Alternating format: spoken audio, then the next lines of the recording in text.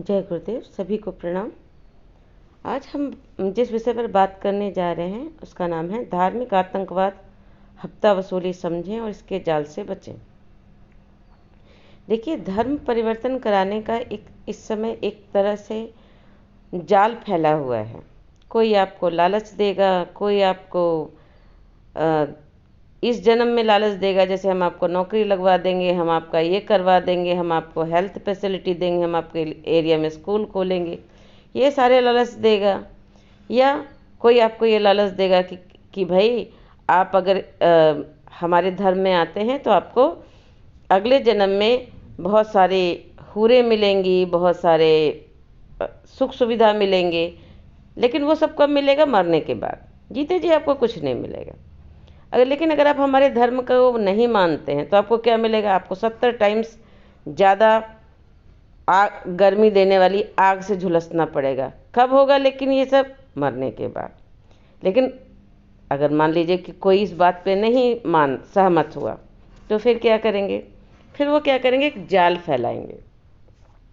अब कोई आपको कहेगा कि तुम पापी हो, तुम पापात्मा हो, तुमको तुम्हारे लिए हमारे सूली पे चढ़ गए, अब आपको पाप धोना पड़ेगा, आपको प्रेयर्स करनी पड़ेगी, ये अमुक तमुक, नहीं तो आपको फिर अगेन आपको डराया जाएगा, धमकाया जाएगा, ब्रेन वॉश किया जाएगा। अरे भाई साहब, ऐसे ही चलता है। एक टापू था, उसमें 3 साधु रहते थे। 3 साधु बोलते थे, ब्रह्मा विष्णु महेश हैं, तुम 3 हम तीनों की रक्षा करो। और वो बस केवल ध्यान करते थे। किसका ध्यान करते थे? ब्रह्मा विष्णु महेश का ध्यान करते थे। वो बोलते थे तुम 3 भगवान हो, हम तीनों की रक्षा करो, और उनका केवल वो ध्यान करते थे। वहाँ पर ईसाई मिशनरी के फादर गए और उन्होंने कहा कि तुम लोग क्या प्रार्थना करते हो? बोले हम ये प्रार्थना करते हैं। बोले इससे तुम्हारे पाप नहीं कटेंगे? बोले किससे कटेंगे? बोले हम आपको साधना सिखाते हैं। उन्होंने उनको बहुत सारी साधनाएं सिखाई, प्रार्थना सिखाई, प्रेयर सिखाई। वो बेचारे भोले भाले साधु उन्होंने सीख ली। उसके बाद वो जहाज़ से लौटने लगे। जब जहाज़ से लौटने लगे तो उन्होंने देखा कि वो तीनों साधु पानी पे चलते हुए, दौड़ते हुए आ रहे हैं। उन्होंने पूछा कि भाई तुम ऐसे पानी पे कैसे दौड़ते हुए आ रहे हो? बोले हमने बोला हम 3 तुम 3, हम तीनों की रक्षा करो, ब्रह्मा विष्णु महेश। और हम आगे बोले आपने जो प्रेयर सिखाई थी वो हम भूल गए, फिर से बता दीजिए। तो इस फादर ने कहा कि भाई आप जो भी प्रार्थना कर रहे हैं आप वही करें, वही सही है। तो वो फादर वहाँ से आया और अपने जो उसके गुरु थे उससे उसने पूछा कि भाई उन साधुओं में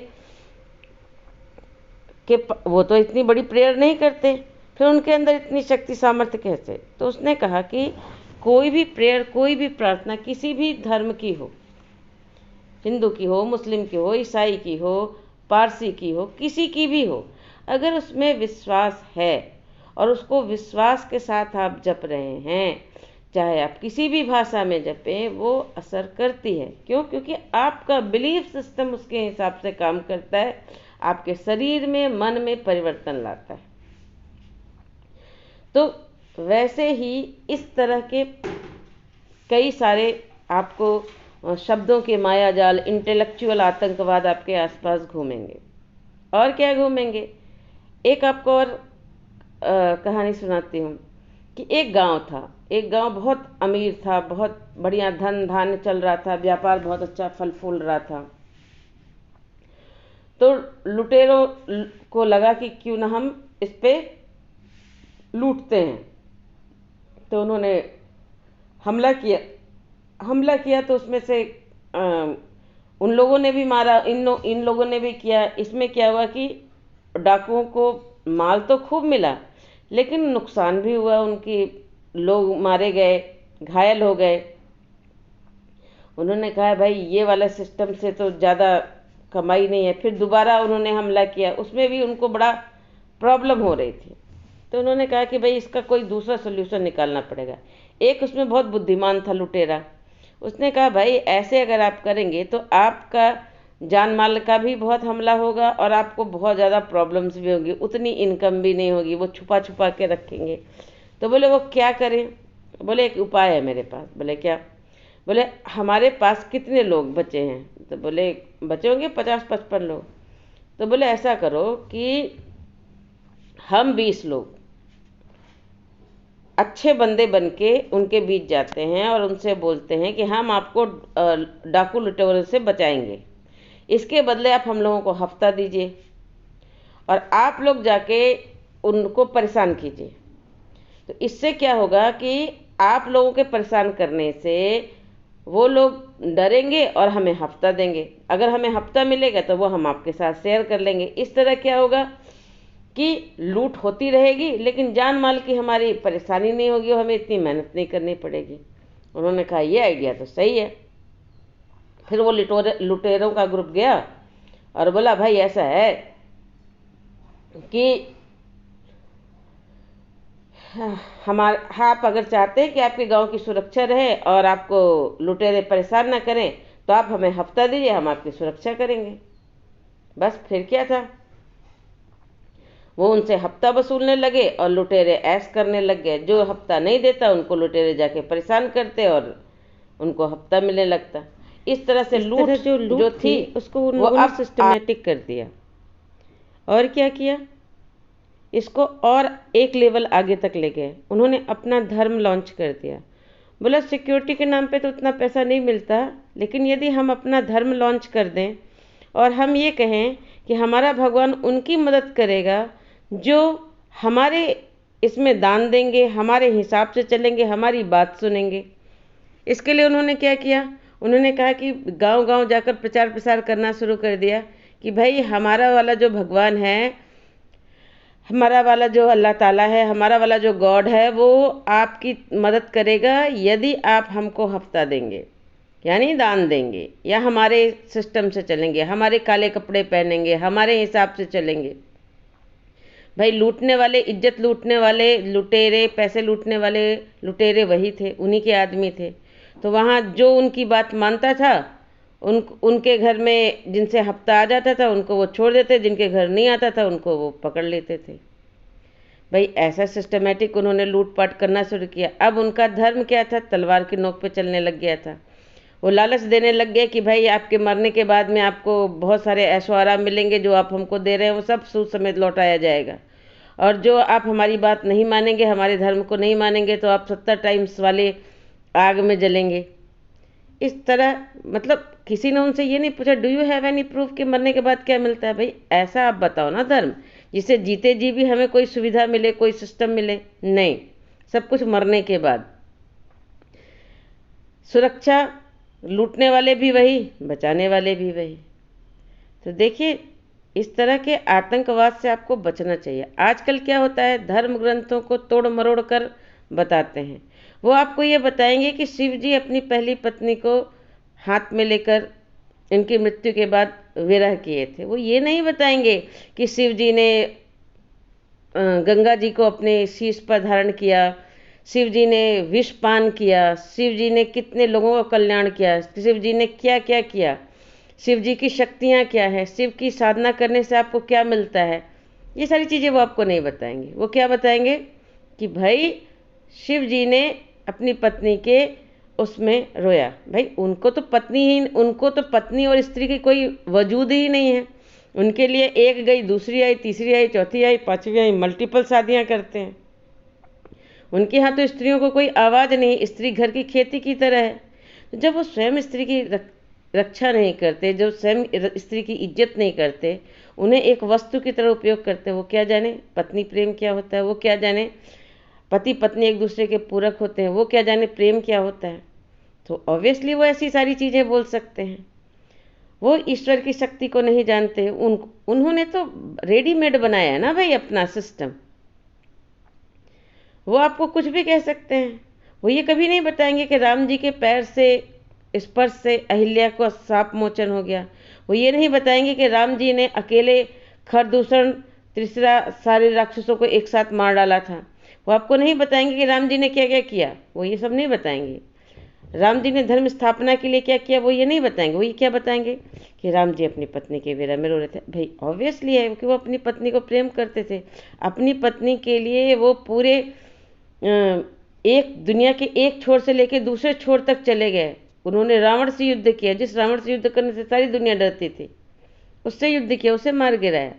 फिर प्रश्न आता है कि उन्होंने वानरों से क्यों मदद ली। भाई वानरों से उन्होंने इसलिए मदद ली कि वो चाहते थे कि जो नर वानर हैं उनके अंदर से राक्षसों का भय समाप्त हो जाए, क्योंकि कोई भी दुष्ट शक्ति जो है वो राज करती है केवल भय के बल पर।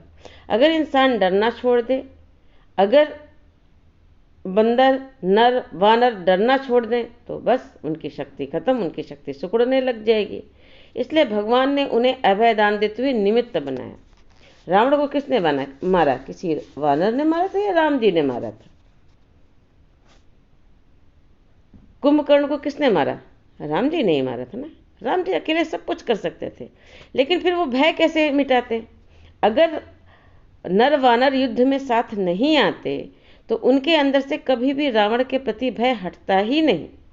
जब उन्होंने स्वयं युद्ध लड़ा तो उनको ये लगा कि हाँ, हमने ये युद्ध हमारे कारण जीता गया, तो उनके अंदर एक शक्ति है और उन्होंने फिर वो सब संगठित होकर राक्षसों का वध करने लग गए। राक्षसों को भगवान राम ने तो रावण को मारा, कुंभकर्ण को मारा और लंका जाके विजय की। बाकी राक्षसों को किसने मारा? बाकी राक्षसों को राम जी की मिली प्रोत्साहन और शक्ति से नर वानरों ने मिलकर मारा। भगवान सबको निमित्त बनाते। भगवान ने तो गिलहरी से भी अपनी सेवा में, अपनी सेना में भर्ती कर लिया। अब गिलहरी भी निडर हो गई।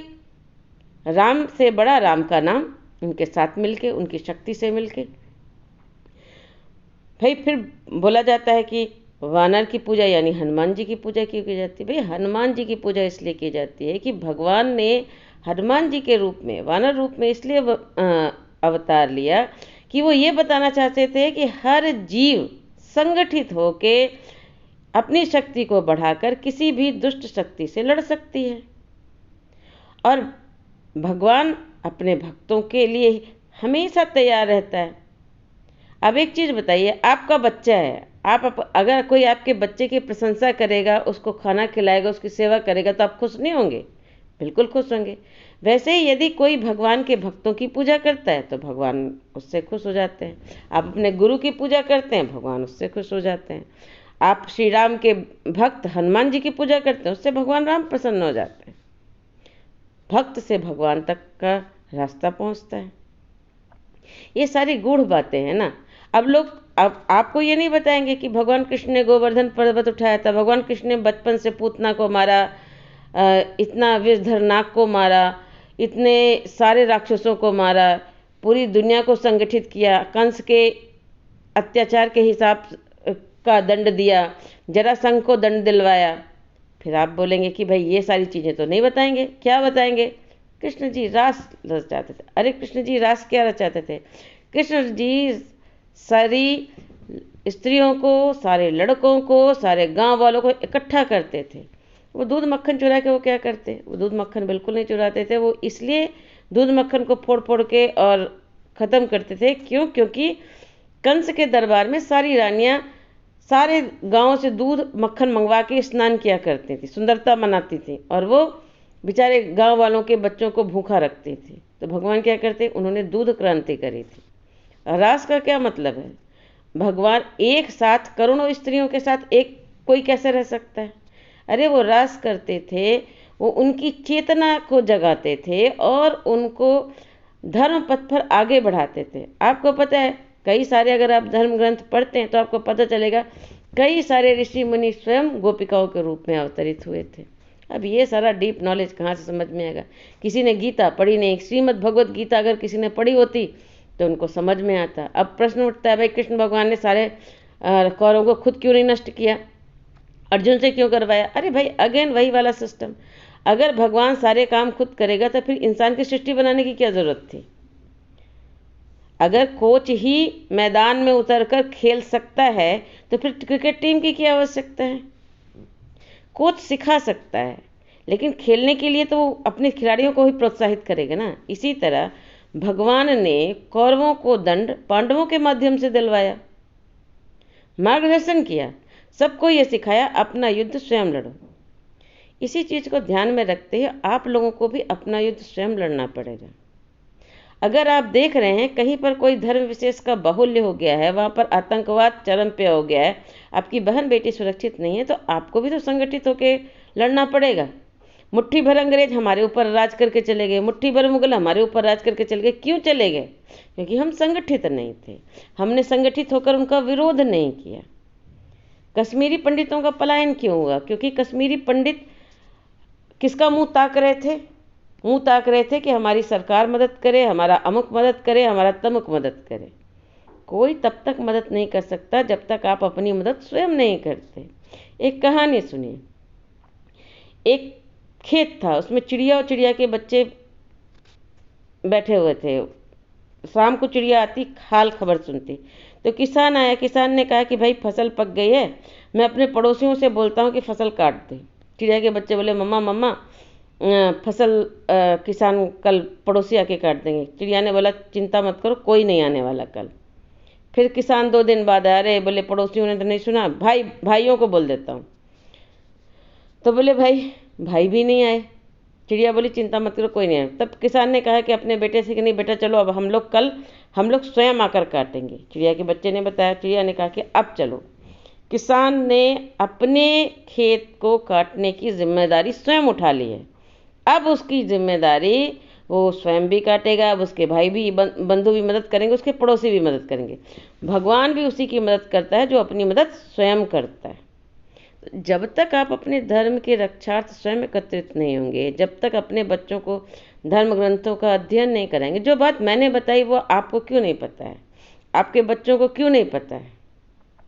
कोई दूसरे धर्म वाला आपको कैसे बेवकूफ़ बना के चला जाता है, भाई हमारे कपड़े पहनो आपको सुरक्षा होगी। तो आप उनसे पूछे कि इसका मतलब ये है कि आपके कपड़े इसलिए पहनने पर सुरक्षा मिलती है क्योंकि आप ही के बंदे लड़कियों को परेशान करते हैं। संगठन में ही शक्ति है। हमारे देश में बोला गया है कि भाई दुर्गा शक्ति किसका नाम है? संगठन की शक्ति है। अगर आप संगठित नहीं होंगे, धार्मिक आतंकवाद से नहीं बच पाएंगे, हफ्ता वसूली से नहीं बच पाएंगे, इसके जाल में आपके परिवार वाले फंस जाएंगे, बाहर आतंकी संगठनों में आपके बच्चे भेज दिए जाएंगे, आप फिर कुछ नहीं कर पाएंगे। तो यदि आप चाहते हैं कि आप और आपके बच्चे, आपका परिवार सुरक्षित रहे, आपके आसपास सुरक्षा रहे, तो अपना सोशल सर्कल बढ़ाइए, एकता के सूत्र में बंधिए, अपने धर्म के रक्षा जगह जगह संगठन बनाइए। आप अगर सशक्त रहेंगे, अगर 100 व्यक्ति, एक व्यक्ति की अगर मान लो रिपोर्ट नहीं लिख रही है सरकार, कोई पुलिस थाने किसी के डर के दबाव में, लेकिन अगर वहाँ 100 व्यक्ति पहुँच जाएंगे तो रिपोर्ट जरूर लिखी जाएगी। तो संगठन में शक्ति है।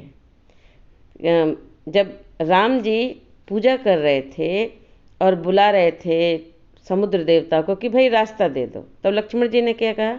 दैव दैव आलसी पुकारा। तब राम जी ने बहुत देर तक इंतजार किया, नहीं समुद्र सुना तो उन्होंने अपना धनुष बाण उठाया। जब उन्होंने तरकस चलाया तब डरकर समुद्र जी आए और रास्ता दिए। जब तक आप अपने धर्म के रक्षार्थ अपनी वैचारिक क्रांति नहीं उठाते, अपने धर्म ग्रंथ नहीं उठाते, अपने बुद्धि बल को नहीं जगाते, अपने संगठन शक्ति को नहीं जगाते, आपकी सुरक्षा कोई नहीं कर सकता। भगवान उसी की रक्षा करता है जो अपनी मदद स्वयं करता है। अपने बच्चों को कम से कम 2 संध्या का तो पूजन करना सिखाइए। सुबह बोलिए 24 मंत्र गायत्री मंत्र पढ़ लें, उगते सूर्य का ध्यान कर लें। शाम को 24 गायत्री मंत्र पढ़ लें, उगते सूर्य का ध्यान कर लें। इतना तो कम से कम करवा सकते हैं। 1 श्लोक श्रीमद् भगवद गीता का रोज पढ़वा दीजिए। कोई भी अच्छी धार्मिक ग्रंथ रोज पढ़वा दीजिए। गर्मियों की छुट्टी में बोलिए बच्चे आपको रामायण खत्म करना है, महाभारत खत्म करना है, सारी चीज़। मतलब जब आप किसी भी मैं क्या हूँ पुस्तक पढ़ाइए। जब आप उसको पढ़ाएंगे अध्यात्म विद्या का प्रवेश द्वार, ऐसी पुस्तक जब आप उसको पढ़ाएंगे तो आपके बच्चे को कोई बेवकूफ़ नहीं बना पाएगा। वो धार्मिक आतंकवाद को समझ जाएगा, वो इस हफ्ता वसूली के चक्कर में नहीं पड़ेगा, इसके जाल में नहीं पड़ेगा। आपका बच्चा गुमराह नहीं होगा। अरे केवल धार्मिक आतंकवाद ही नहीं है, ड्रग्स आतंकवाद है, लव जिहाद है, देयर आर लॉट्स ऑफ जाल बिखरे हुए हैं। विज्ञापन में देखिए शराब, ड्रग्स इन सब से भरे पड़े हैं। फिल्मी जगत जो है ये सारे इसमें पड़े हैं। अगर आप अपना बचाव चाहते हैं, अपने बच्चों का बचाव चाहते हैं, तो धर्म ग्रंथों का अच्छे से अध्ययन करिए, बच्चों को संध्या से जोड़िए, स्वाध्याय करिए और उन्हें सही राह दिखाइए। स्वयं भी बचिए और बच्चों को भी बचाइए। इस बात के साथ मैं अपनी बात समाप्त करती हूँ। धन्यवाद।